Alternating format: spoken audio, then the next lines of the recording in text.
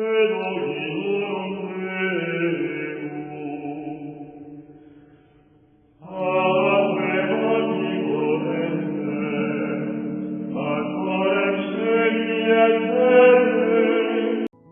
want to begin tonight by reading some scripture. Matthew's Gospel, chapter 13, verse 44. Jesus says these words, "The kingdom of heaven is like a treasure hidden in a field, which a man found and covered. Then in his joy he goes and sells all he has and buys that field." Tonight I want to talk to you about what happens when you find the treasure. You can be going through life and everything can be pretty good. You're doing your own thing and life is good. You may even be serving God. Or you can be a total sinner, far from God.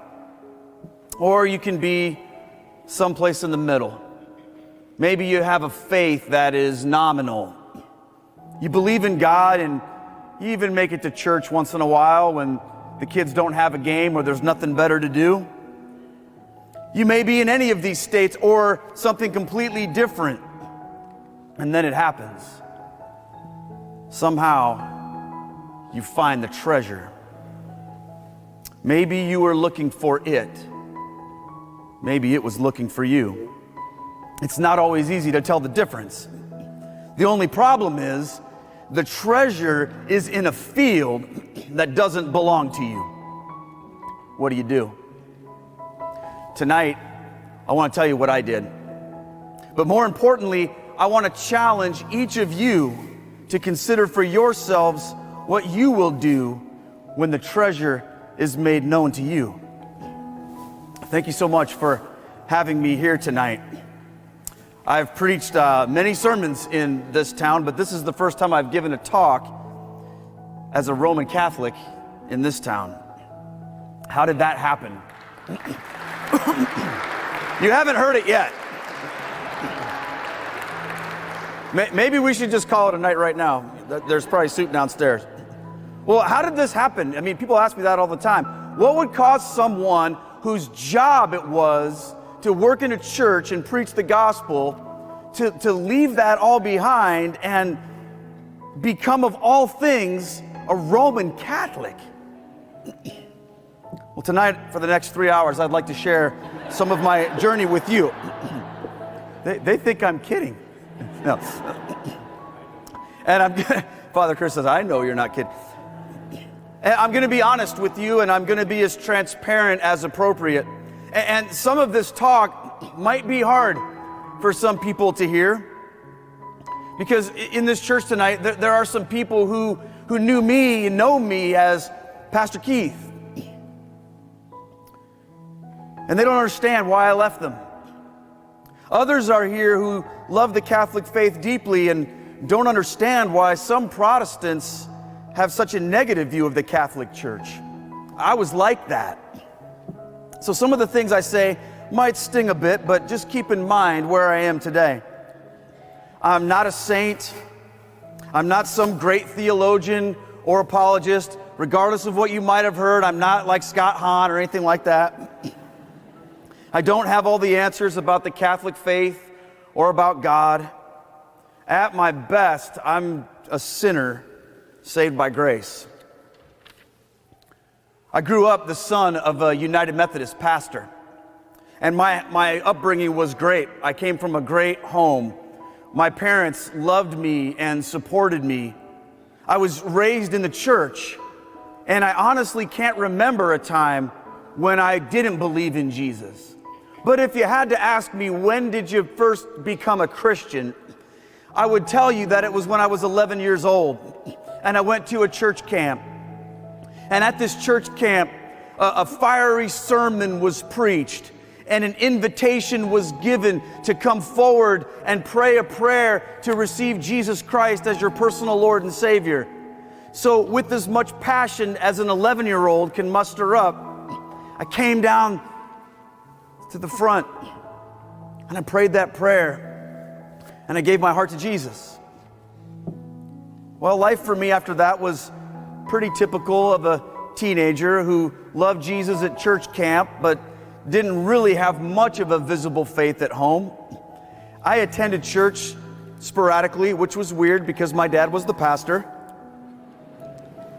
I talked about Jesus once in a while to my friends, and I did my best to avoid the typical sins that characterize teenage life. And to be honest with you, I felt like that was good enough. It made me feel better than what a lot of my friends were doing. You know, I wasn't as bad as everybody else was. Looking back on it, I realized that I'd fallen into this trap of self-righteous pride and self-promoting comparison. Have you ever fallen into that trap? Where you look at other people and you go, well, at least I'm not as bad as they are. I mean, I do some stuff for God, right? I don't think that's reserved just for teenagers, by the way. So my problem wasn't so much about these big, visible sins in my life. My problem and my issue was that I had a dream. And the dreams I had for my life really didn't have a lot to do with serving God. See, I wanted to be a professional rock star. I loved playing the drums more than anything else in life. And that was all I cared about. It was all I thought about. And everyone and everything, including my faith in God, took a back seat to that. I dropped out of college twice in order to pursue that dream, ultimately moving across the country to the city of Philadelphia at the ripe old age of 19 to play drums in a band with guys who were much older and much more seasoned in the ways of the world than I was. Can you imagine how proud my parents must have been of me? Now, even though I was far from home and following a path that was at the very least not God's best for me, I still had a faith and I wanted to grow in my relationship with God. But the truth is, what I really wanted was God to bless my plan. I didn't need to know what God's plan was for me. I had already figured that out. I'd come up with a perfectly great plan for my life. And I just needed God to make it happen. Anybody ever pray that prayer? God, bless my plan, make it happen. Now the band was going great. And I even found a church to be a part of. It was a great church. I went to church at least 2 or 3 times a week, which was a lot for me. I was growing in my faith, but I was headed for a fork in the road. One night our pastor, he preached a sermon about the sacrifice that God called Abraham to make. Abraham and his wife Sarah had wanted a son more than anything else for years, and God had miraculously granted to them their beloved Isaac. Then one day, God told Isaac to take his son to the top of Mount Moriah and sacrifice him. Abraham agreed and was stopped only at the last moment by an angel. It had all been a test of his faith, and he had passed. Our pastor then related that story to all of us, and he asked a very important question. He said, "What's your Isaac? What's that thing in your life that means so much to you that if God called you to give it up, you're not so sure you could do it?" It's a pretty scary question, isn't it? I knew what the answer was for me. I knew that it was my musical ambition. And I knew that God was calling me to sacrifice it. So I prayed a prayer that night that was a very scary prayer. God, if you want me to lay all this down, I will. Just tell me what to do. I had hoped that, like Abraham, God would send an angel to stop the whole thing and tell me that I passed the test, but that is not what happened. A day or so later, a good friend of mine who is a United Methodist pastor, he was a United Methodist pastor, he happens to be here tonight. He called me, he's from my church camp days, and he called me up and he said, "Hey Keith, I'd like to talk to you about becoming our youth pastor at our Methodist church in Davenport, Iowa." Now, remember, I'm a college dropout. I have no education, no experience. I'm 19 years old. I'm playing drums in a bar band in Philadelphia. That's the kind of guy you want working with your students, isn't it? I thought, there's no way in the world these people will ever give me this job.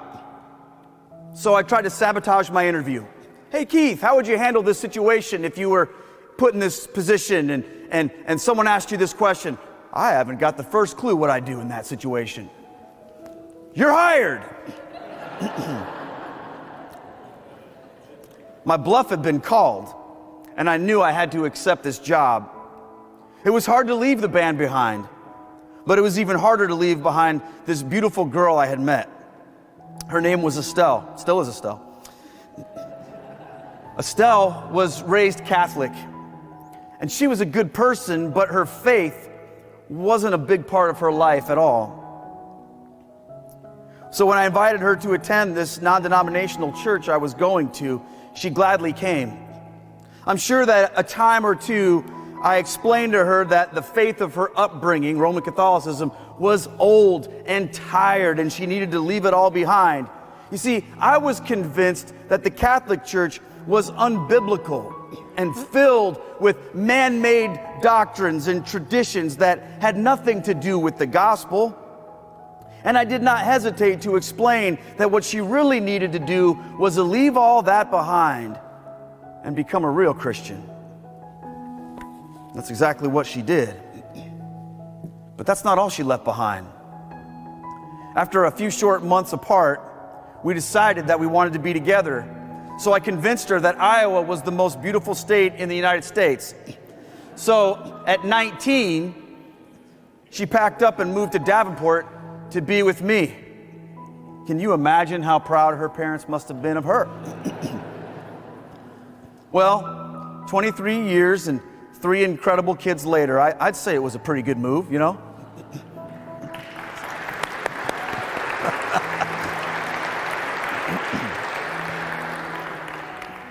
Yeah, you better clap for that. So we began our life together and our youth ministry really without a clue what we were doing. I had no training, didn't know what was happening, and I was about the same age as some of the kids. But God was good. I finished college, my parents were proud, at the University of Dubuque. Our little youth group that started with about 12 kids began to grow. Amazing things were happening, and for a few years in the early 2000s, we had nearly 300 kids come every single Wednesday night to our church for our youth services. Now, this entire time, my view of Catholicism hadn't changed at all. I had no reason to give it another thought. See, the only Catholics I knew never even went to church. In fact, every month I met more than a few ex-Catholics who were joining our church with great excitement. And they all basically told the same story as Estelle.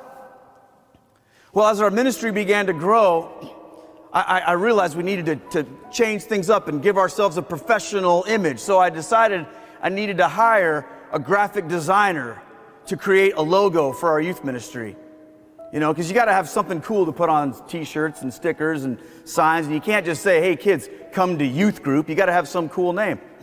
And I wanted to do it the right way. So I wasn't going to have like a design a logo contest in the church. I wanted to hire a professional. So I started going through the yellow pages. Kids, that's this book that has like all these names in it and phone numbers. This was like 1999-ish. So I'm looking for a graphic designer, and I found this woman. I called her up and explained to her what I was looking for, and she said, well, I'm not interested in that at all, but I know someone who is. His name's Devin Schott. He's an amazing designer, and he would be interested in this type of thing. So I called up this guy named Devin and talked to him. He sounded pretty cool over the phone. He was excited to hear about my youth ministry, and he wanted to help. Devin sounded like a guy who loved Jesus and believed in reaching kids. Maybe I can recruit this guy to work in my church on Wednesday nights, I was thinking. Devin agreed to come up with some initial ideas and meet me at his home, and I was very excited to see what he came up with and meet him face to face. So the night that Devin and I were supposed to meet was Estelle and I's wedding anniversary. So I promised Estelle I'd be back soon. I drove across town to an older neighborhood in the center of town, and I found Devin's house, and as I was approaching his front door, I was a little thrown off by these statues that were by the steps. Maybe I was at the wrong place. Why would this guy have statues of the Virgin Mary and some other guy in his front yard? Maybe this wasn't his house. Maybe this was his grandmother's house. Why would he live with his grandmother if he's supposed to be some hotshot designer? This is what's going through my head as I knock on his door, right?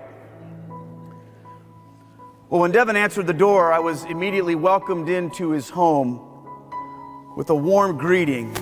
Now, Devin's house looks just a little bit more Catholic than this church.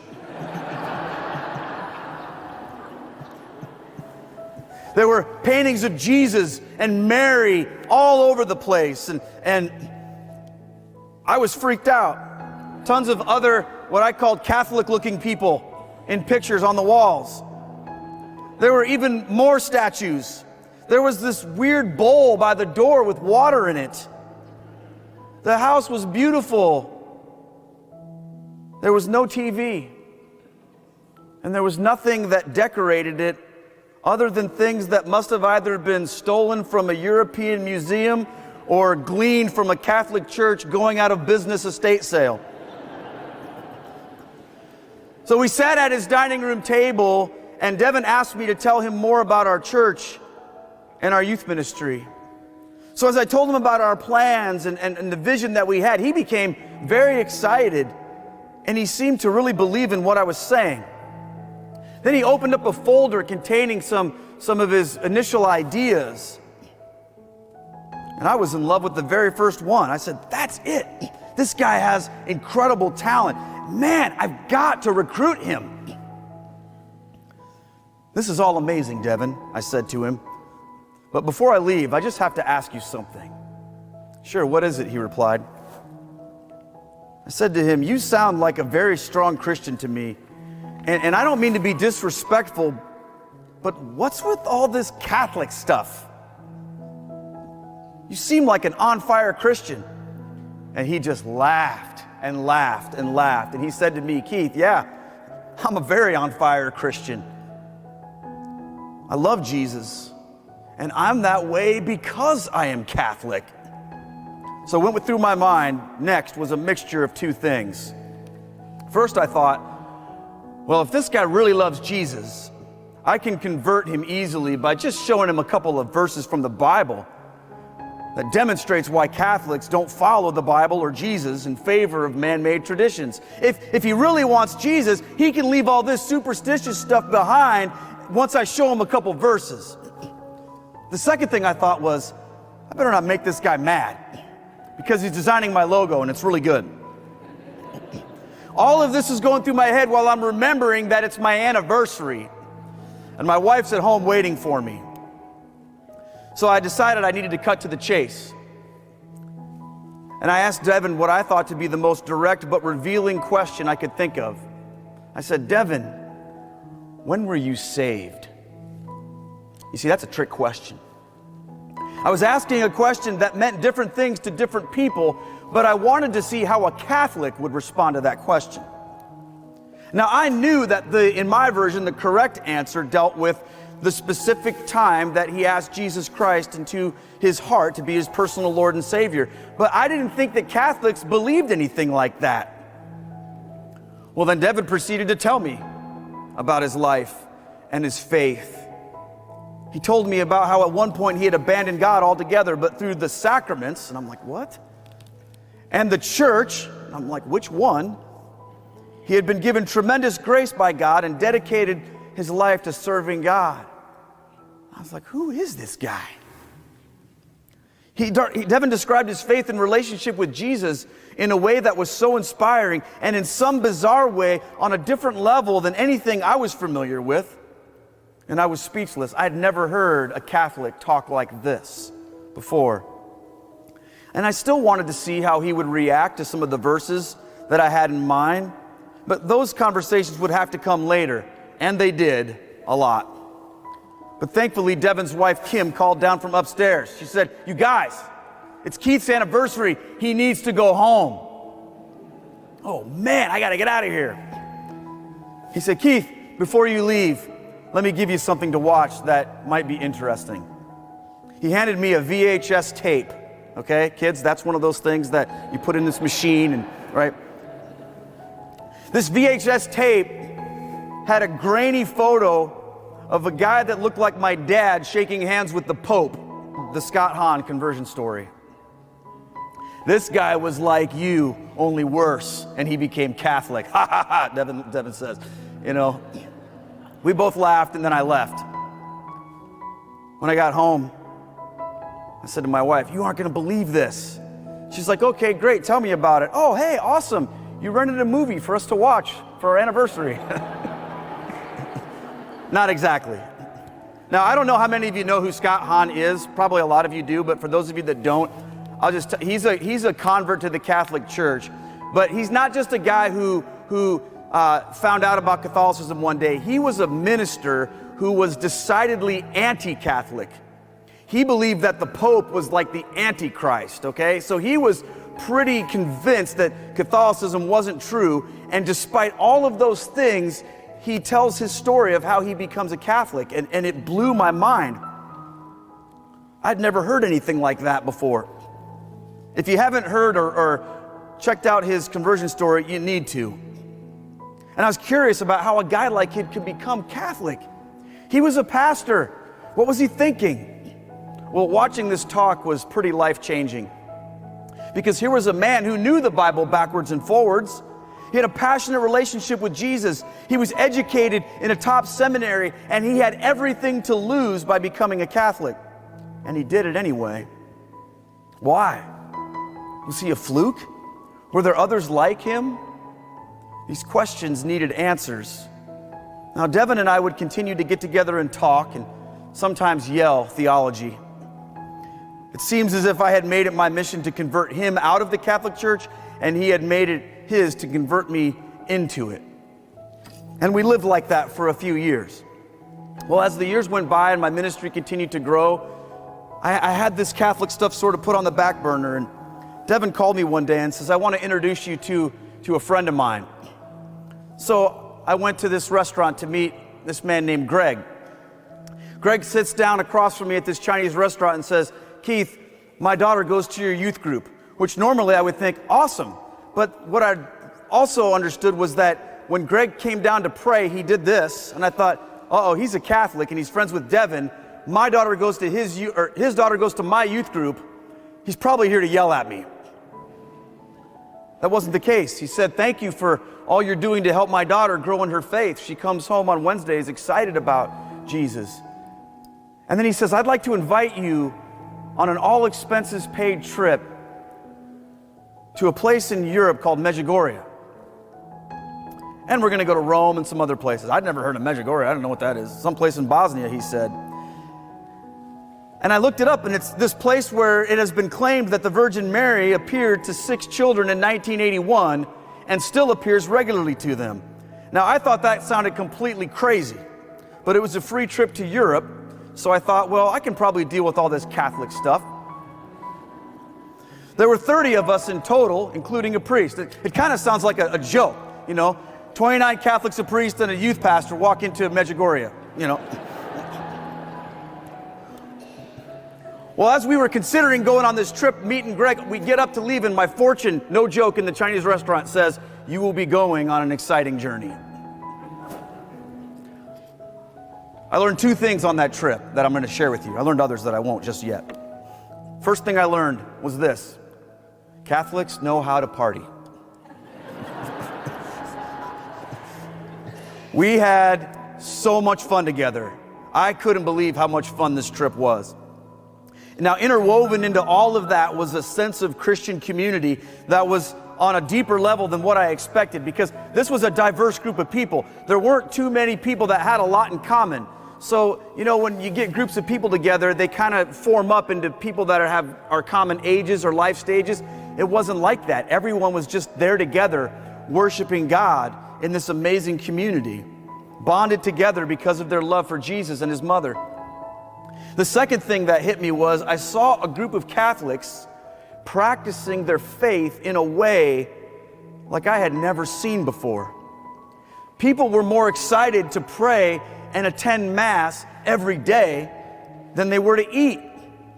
The devotion to Jesus that I saw in these Catholics left a huge impression on me. And even though I was a Protestant, I was invited to participate, and it really opened my eyes and shattered the misconception I had that Catholics really didn't have a personal relationship with Jesus, and that they merely practiced their religion in a ritualistic and lifeless way. I thought about my own life, and if I was being honest with myself, I was feeling drawn toward Catholicism, but there were some things I just couldn't get over. How could I convert? I mean, this was my job. What would I tell my wife? What about my ministry? Well, one day on my trip, I went alone up on the side of Cross Mountain, and I met a man from South Africa, and as we talked, he just asked me, well, why aren't you a Catholic? And I told him about myself and the ministry that was so important to me. And he said to me this, well, you know, sometimes you have to let go of the good in order to receive the great. It stuck with me, but I wasn't ready to do it. I was too afraid of the cost. Well, the trip ended and we went home, and I went back to my life and my church, and I had a few moments in the coming years where I would admit to myself, and only to myself, that I was really feeling the pull towards the Catholic Church. But I did my very best to suppress it because it was too scary. More years went by, and we went through some pretty tough times in our faith and in our marriage. I ended up stepping out of ministry for a couple years. I needed to get some perspective on not who I was as Keith the minister, but who I was as a husband and a father, and most importantly, who I was as a child of God. You see, it can be easy to lose perspective when your faith is intertwined with your job the way that mine was. And I needed to get to a place where I didn't think of myself only in terms of what I can do for God. See, when you think that God only cares about you because of what you can do for Him, that's a pretty dangerous way to live. It's the ultimate display in pride. God's love for you is not about what you can do for Him. He's God. He doesn't need you to do things for Him. What God wants is your heart. And in my case, I needed to be stripped away of all the things that I thought made me valuable to God so that I could just experience God. So in brokenness and in humility, we all know God in a much deeper way than when we approach God in pride, standing on our own laurels and accomplishments. It was a hard season, but it was fruitful, and I'm grateful for that. Well, after a couple of years, God opened up some doors for me to re-enter ministry, and it was different than what I had done in the past, but I was different, and I was happy for a change. So I became a part-time senior pastor of a small evangelical free church in a town about 90 minutes away from where I lived, while at the same time, I took a job as a part-time associate pastor in an Assemblies of God church right down the street from where we lived. So you might ask yourself, how is it possible to be a pastor in two different churches, in two different denominations, in two different towns at the same time? I have multiple personality disorder, among other things. No, it really wasn't that hard. You see, on Sunday morning, I would drive down to where my church was, and I would preach the sermon to the evangelicals. And then I'd drive back, and Sunday night, I'd preach it to the Pentecostals. It was awesome. It was during this time that Estelle and I started our own photography business. Things were going great. I was back in ministry and much healthier. Our family was doing awesome. Life was good. Well, after a couple years, I was offered and accepted a full-time position at First United Methodist Church in Marion. I was a little apprehensive about going back into youth ministry because that would be part of my job, working in a large full-time role. But the senior pastor, Mike, was a good man, and he'd been a good friend over the years. So our family moved to this community in 2011 to begin what we hoped would be a long and fruitful season of life and ministry. Well, this church was busy and full of activity and high demands, and I was excited to be a part of it. My role at the church was pretty diverse. I was in charge of youth ministry, I was in charge of missions, and I split the preaching duties with Pastor Mike. So every other week I would preach to all the people in the regular service while doing everything else too. It was a demanding but rewarding place to serve. Our photography business took off like a rocket ship when we moved to this area. We ended up buying the old military surplus store in Uptown Marion and converted it into a photography studio, and we were having a blast. We still are. We were busy, but life was good. Now, I need to say this, and I need everyone to hear me when I say this. I love the people of First United Methodist in Marion. I love them. However, the denomination that we served has been in a tough spot for a long time when it comes to issues of theology, authority, and other things. And in many Protestant denominations, questions about doctrine and theology aren't simply passed down through the ages the way they are in Catholicism. Rather, they're up for debate and discussion and can be changed frequently. So what that can mean is that the church can find itself constantly in a state of deep division, and one group pushing this agenda and another group pushing this agenda. Well, in the past 5 years or so, the conflict had intensified to the point where many churches have left the denomination, while others had formed groups and associations, and some even thinking about doing a new thing. And this is what happens in the Protestant world when people can't agree or get along. They just go do their own thing in one way or another. Well, I was struggling with this. And it wasn't too much time before those long-forgotten arguments about the authority of the Catholic Church started making their way to the surface of my mind. And in discussions with people about the authority of Scripture and tradition, I would often be faced with comments like, well, Keith, that's just your interpretation. Or, the church just needs to get with the times. And I was realizing that the problem was that there was nowhere to go for an ultimate authoritative view on these or any other matters of faith. Because you couldn't just open the Bible and read the Bible, because anybody could make the Bible say what they wanted it to say. It's just your interpretation. You couldn't appeal to tradition, because the people in the past were no smarter than we are here today. And in fact, they taught things long ago that don't fit with today's times. So we reject them. So what's left? Where can a person, a church, a denomination go to understand what the truth of the Christian faith is? These were the questions that I was wrestling with. And I once asked a seminary professor of theology this question. We were eating lunch at this event, and I said to him, as we were talking about these issues, I said, well, without a divinely inspired, established authority to interpret Scripture, how are we all supposed to fix this? You know what he said? He looked at me and he goes, well, sometimes it really stinks to be Protestant, doesn't it? He was laughing. I wasn't. He had no idea what I was going through. He just thought it was a funny joke. Well, around this same time, my friends Greg and Sandy, the one who went to Medjugorje with, they came to town and they took Estelle and I to go see a screening of the movie Apparition Hill, which is a documentary that follows real life people as they go to Medjugorje and to see what their trip's like. And the movie was well done, and it was fun to relive some of the experiences I had when I was there years earlier. But as we watched it, my heart began to stir. I wasn't sure if it was just nostalgia at first, but I couldn't get the Blessed Mother out of my mind. I found that I was thinking about her more and more. It was as if she was reaching out to me. It felt so strange.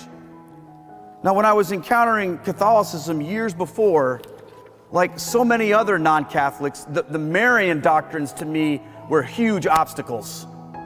Intellectually, I couldn't overcome them, but something can happen when you expose yourself to the reality of who the Blessed Mother really is and how much she loves you, it stops being about intellect and it starts becoming emotional. It's very strange, but that's what was happening to me. Well, after the movie was over, the four of us went out to lunch, and I opened up about the struggles I was having, and there were people that would say to me at times, I understand if you're not fitting into this denomination anymore, but Catholic? Can't you find something else? Well, I can't speak for anybody else, but I knew that the root cause of the issues that we were struggling with weren't going to be solved by just a new denomination. These were questions about the nature and the idea of church itself. What kind of authority, if any, had Jesus instituted when he started his church? And what does it mean for us today? Because of all my previous time spent studying Catholicism, I knew there was only one thing this could mean, and it wasn't going to be found simply in another denomination. However, the walls that I had built in my heart around Catholicism were pretty high. These were dangerous questions, and life was good. I loved my church. My kids were happy. My marriage was good. We had plenty of money. Don't mess this up with thoughts of doing something drastic, I told myself. Well, during one of my planning meetings with Pastor Mike, we were going over a few things, and Pastor Mike, he's a good guy. He's a friend of mine, and I decided I need to share with him what I was feeling. So I told him, I said, Mike, I think I found a way to deal with all the problems in our denomination. He says, oh, I bet you have. What is it now? I said, Mike, I'm thinking about becoming a Roman Catholic. Well, as you can imagine, he didn't know what to think about that, other than has Keith completely lost his mind? So here's what he said. Keith, I'm going to give you a job. I want you to write a sermon series to preach in our church on the history and the nature of the church that Jesus Christ started. I said, are you serious? You want me to preach that? I'm not so sure you're going to like what I'm going to say, because the stuff I'm learning is going to be pretty radical. You see, I knew that when Jesus established the church in Matthew 16, that he did so upon the rock of Peter. I knew that the apostles led the church with the authority given them by Jesus himself, and as they died, they passed on that authority to their successors. And I asked Mike how he thought these ideas would play out in our congregation. You know what he said? He said, Keith, if that's the truth, then why wouldn't you want to preach that to our people? Game on. Write the series, he said. What was going on? I was blown away by that. Well, right around that time, Greg came to see me, and he told me he met a priest here in Cedar Rapids through CEO. He said, you need to meet this guy and talk to him about your situation. So I emailed Father Chris, and he agreed to have lunch with me after the 12:05 Mass here at IC. Now, it had been years since I had attended a Mass. I did not have any great expectations or think much of it. I just thought, well, I'm just meeting him before lunch. I was not ready for what God was going to do. I came in and I immediately took notice of how the space itself seemed to draw me into prayer. Like, it felt holy to me. It was amazing. And this was while we were still rocking the 1960s motif in here, okay? This is before the renovation. But something about being in here just took me to a place of peace. I looked around and I noticed all the people that were here in the middle of the week at 12:05 in the afternoon. I was impressed by that. Now, when the processional started, Father Chris came down and the deacon passed by holding the Bible high in the air, and I was hit with awe and reverence given to the Word of God. The Mass began, as it always does, in the name of the Father and the Son and the Holy Spirit, and I was moved by that. And what struck me as the Mass progressed was its simplicity and its complete focus on Jesus. And once the Eucharistic liturgy began, I felt something powerful inside me, something that hit me at a deeper level than theological arguments or anything like that. It was emotional in a way that I can't describe. You see, the best words anyone can ever say to you are found right here in the Mass. Behold the Lamb of God. Behold him who takes away the sins of the world. Blessed are those called to the supper of the Lamb. There's nothing like that anywhere else in the world. And when you realize that this isn't just a symbol, but rather the fulfillment of a promise of Jesus to be with us until the end of the age, what else can compare? This was hitting me right in the soul. So after Mass, I met Father Chris for lunch, and I shared with him what was going on. And he was, as many of you know, easy to talk to, and he offered to help in any way he could. At one point in one of our conversations, I was saying, I just need to pray more about this. I need more time. And he just said very clearly, you need to make a decision. You know, at the end of the day, isn't that the truth for all of us? We can go round and round. We can pray. We can seek God. We can ask advice from those we trust. We can do all of those things and more, but it all means nothing until we make a decision. The kingdom of heaven is like a treasure hidden in a field, which a man found and covered, and then in his joy, he goes and sells all he has and buys that field. At some point in time, the man had to make the decision to sell all he had and buy the field. He didn't own it already. The point that Jesus was making with this parable was that the kingdom of heaven is a great treasure, but it belongs only to those who are willing to sell all they have in order to buy the field. This modern idea that God exists merely to enhance our lives and give us worldly successes according to our own desires is a lie from the pit of hell. That's not what Jesus ever taught. He said, my kingdom is not of this world. So why do so many of us believe that we get to have it both ways? Why does our obedience only go so far? I'll follow Jesus, but he better make it easy. I'll give myself to God, but I need to keep this too. At some point in time, a decision has to be made. But make no mistake about it, it's never going to be easy. It won't be cheap. It will cost you. How much did the man in the story have to pay? It says he had to pay everything, didn't it? Well, this was hitting me in a new way. And honestly, I didn't know if I could do it. I didn't know what this would do to my family. One thing I haven't told you yet is that during this time, my mother had been diagnosed with pancreatic cancer. And this shocking news had devastated our family. My mom was a vibrant woman of faith who was so beloved by so many people. And as her battle against this disease waged, we tried to spend as much time as we could together. Endless trips to the Mayo Clinic for radiation and chemo treatments that for a few months held the cancer at bay but destroyed her body. As so many of you who have fought this battle know, it was heartbreaking. Well, during one of the visits to my parents' home, my dad and I went for a walk. I told him what I was contemplating. Now, he didn't need anything extra to worry about, but he listened and he tried to help. What he told me was that if I was going to convert, I would need to find a way. I couldn't just walk away from my job. There had to be some pathway to make things work. I had responsibilities. I have things I have to take care of, people who depend on me. Now, what that could look like was a mystery to me, but I appreciated his wisdom. Now, meanwhile, Estelle and I were having lots of talks.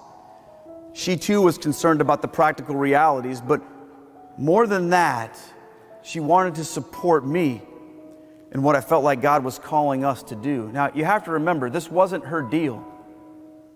She wasn't feeling called to become Catholic. Because she was originally a Catholic, sometimes people say, oh, I bet you've been praying hard to bring him back. That's not where she was. She wasn't ready to return to that again. She shared my frustrations, But what my wife was ready to do was to trust me with this. She knew I was only trying to do what God was calling me to do. And that's pretty huge. Well, at the same time, I started preaching some pretty Catholic-sounding sermons to my Methodist brothers and sisters. I preached about Peter and the keys to the kingdom.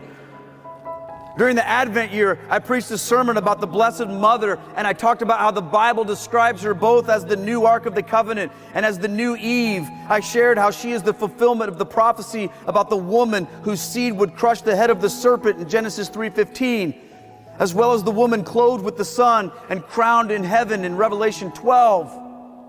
I would often become with emotion as I was preparing that sermon, and as I preached it, I noticed that there were people in the congregation with tears in their eyes. Some even came forward after the sermon for prayer. The Blessed Mother reaches out to us in a motherly way that goes beyond our understanding. And I remember explaining this to Greg once, and he even started crying, and he doesn't do that. It was becoming clear to me that she was after me.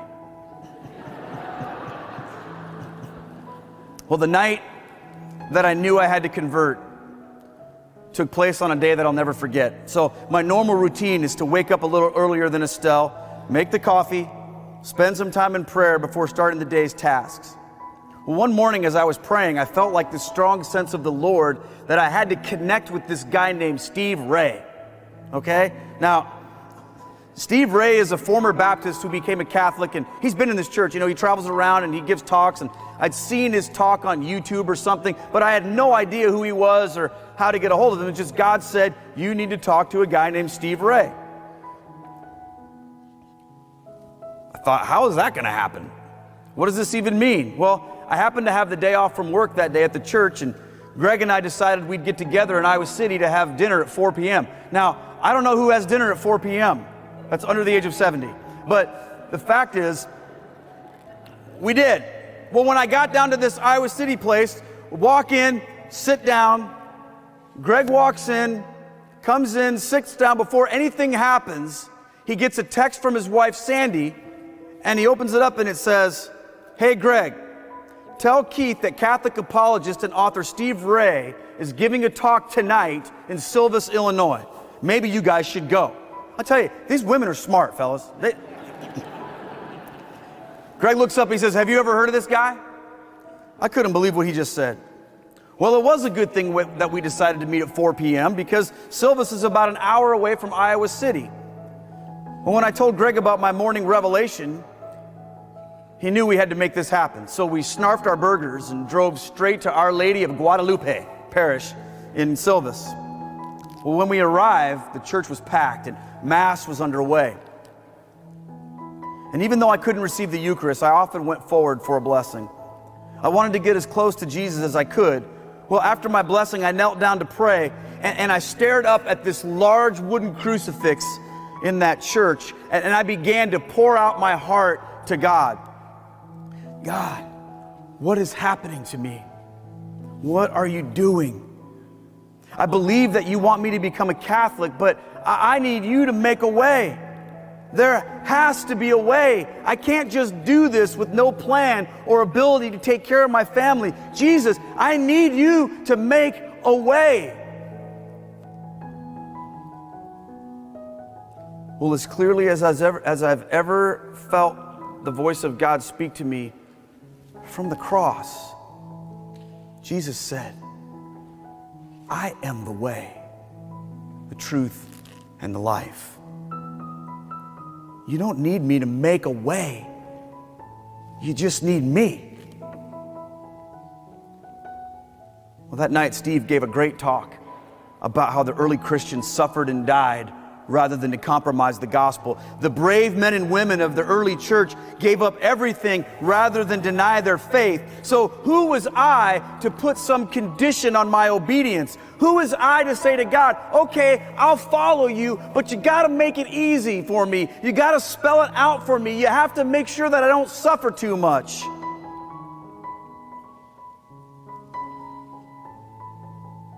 See, in essence, that's what I was saying. I'll follow you, but only if you make it easy for me. In all my quest for the true faith, I had finally come to the place where I was faced with the reality of what the gospel calls all of us to give up in order to attain the faith. If any man would come after me, let him deny himself and take up his cross and follow me. For whoever would save his life will lose it, and whoever loses his life for my sake will find it. Matthew 16:24 and 25. You see, what I realized that night was that even if I lost my income and my career, if I gained Jesus, it was more than worth it. Jesus calls us to pick up our cross and follow him, but in order to truly do that, we must deny ourselves. Now that can mean different things for different people, can't it? Well, for me, it meant denying my need for security. My cross in that moment was not the loss of my life, but rather the loss of my control. Despite all that God had been showing me, I still wanted to be in control. I wanted to know that everything would be okay according to my plans. And what Jesus was showing me that night was that following him into his church would require a level of obedience and trust that had no conditions. You see, none of us truly need anything more than what we already possess in Jesus. And he's not a means to an end, he is the end. So after Steve's talk, Greg said to me, "We're going to talk to him. He has to meet you." Now, I'm not normally the guy that goes up and talks to the speaker at conferences, or events, but Greg wasn't giving me a choice. So we made our, and Greg was like throwing elbows at people who were like ready to show Steve pictures of their grandkids on their phone and stuff like that. Greg's just like, "Get out of the way." And we get up there and Greg says to Steve Ray, he says, "Steve, this is Keith Nestor. He's a Protestant pastor and he's feeling the call to become a Catholic church. Will you give him your cell phone number, please?" I love Greg. Steve looked at me and he said, "Brother, I know exactly where you are, and I'm going to give you a piece of advice. You either need to become Catholic right now, or you need to turn and run as far away the other direction as you possibly can. Because if you don't, you're going to drive yourself crazy." Then he gave me a copy of his book, Upon This Rock, and inside he wrote his cell phone number. On the way home, I told Greg, I said, "This is it, man. I've got to do this." When I got home, I told Estelle everything that happened that night, and she hugged me tightly and said, "Keith, I'm so proud of you. Whatever happens, we are going to be all right." Now that's a pretty awesome thing. After that, there was no turning back. The day I joined the Catholic Church was October 8th, 2017, downstairs. Greg and Sandy and Devin and Kim and their kids and my friends Yvonne and Verlin from my old Methodist church in Davenport, who also are now Catholic, they all came for the Mass. And when I stood to receive the Eucharist for the first time, I was so humbled. I had finally done it. I felt so fulfilled in peace. At peace. Not long after that, when it was time to pass the peace, I felt a tap on my shoulder. And I turned around and none other than Steve Ray was standing right there. He said, "Welcome home, brother. You'll never look back." He was right. The field had been bought. But if you notice in the parable, the treasure isn't just sitting there, is it? It's buried. That means that you have to dig. It's not just handed to you. You have to sweat. You have to work. It's not always fun. However, the joy you have in knowing that the treasure is there keeps you moving forward. Things weren't always easy for us once we joined. There was some pain. There was some sweat, because digging is sometimes hard. Our family, which revolved around my being a pastor, was now completely scattered on Sunday mornings. We have 3 kids, and they're all old enough to make up their own minds where they're going to go to church. And we tried to bring them to Mass with us, but they weren't interested in that. And I learned that you can't force conversion on them. So we've entrusted them to God and to the Blessed Mother. And I'm thankful that all 3 of them profess Christ and still attend church, even if it's not with us. Well, this would often cause my wife many tears sitting in Mass, wondering what God was doing in our family. Over time, things have improved. We've learned to offer the things that we don't understand to God, because there are plenty that we do understand. You see, the more you dig, the better it gets, because you know the treasure is right there. And that's what the church is to me. Well, like me, when you first joined the church, I heard this. You'll hear things like, welcome home.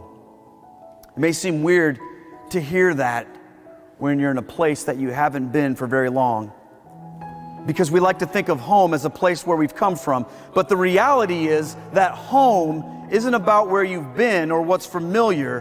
Home is about where you belong. Jesus said, in my Father's house are many rooms. I go to prepare a place for you so that where I am, you may also be. Now we know that he's speaking about heaven, but we understand that the church and the Mass is in the realest sense an extension of heaven right here on earth. See, that's what we participate in when we come to Mass. So in reality, this is home in a place that no other place on earth ever will be, because Jesus is here. He built this. He gave all he had. He bought the field. He did the digging. He suffered. He sweat. He dug. And he still digs for your heart. He's still working, because the treasure of his kingdom is still being built, and he offers to share it with you. But you have to dig too.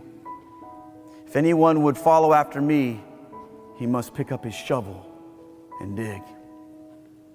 Now, I've spent a lot of time telling you what this means for me. Some of you went, yes, you did, a lot of time. I'm almost done, I promise. This is what it means to me, but more importantly, what does it mean for you? What are you missing out on because you haven't bought the field? What are you missing out on because you aren't digging? What treasure does God have buried for you? Will you live your life wondering what was under there? And what would have happened if you unconditionally obeyed and trusted God? Or will you let go of whatever it is you've been holding on to, even if it's a good thing, so that you can receive that which is great? My prayer for all of us tonight is that we would let nothing hold us back from the treasure that God has for us. For wherever your treasure is, your heart will be also. So let's get digging. Thank you for listening.